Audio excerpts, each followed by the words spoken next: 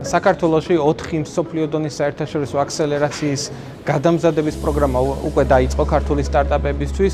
მნიშვნელოვანია, რომ პირველი გაცნობიტი შეხვედრა შედგა ქართულ სტარტაპებისა და საერთაშორისო აქსელერაციის პროგრამაში გამარჯვებულ სტარტაპებსა და საერთაშორისო აქსელერაციის პროგრამას შორის.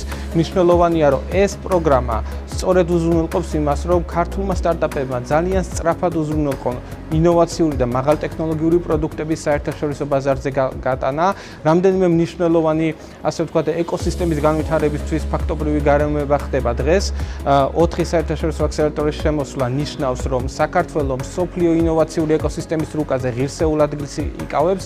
გარდა ამისა, საქართველოს მთავრობას თითოეული სტარტაპებისთვის აქვს ინოვაციური სტარტაპის სტატუსის მინიჭების შესაძლებლობა კანონში განხორციელებული ცვლილებების შედეგად, რითაც თითოეული ქართული სტარტაპი მინიმუმ 3 წელი 0%-იანი საგადასახადო რეჟიმი ექნებათ, რაც კიდევ ერთხელ უფრო მეტად წაახალისებს ჩვენს ქვეყანაში საერთაშორისო ინვესტიციების შემოსვლას, დამატებითი მაღალანაზღაურებადი სამუშაო ადგილების შექმნას და რაც ყველაზე მთავარია, ჩვენი ტექნოლოგიური სიკეთეების საქართველოს მოქალაქეებამდე მაქსიმალურად მიტანას იმისთვის, რომ ჩვენი ეკონომიკის სწრაფი გაჯანსაღება და განვითარება უზრუნველყოთ.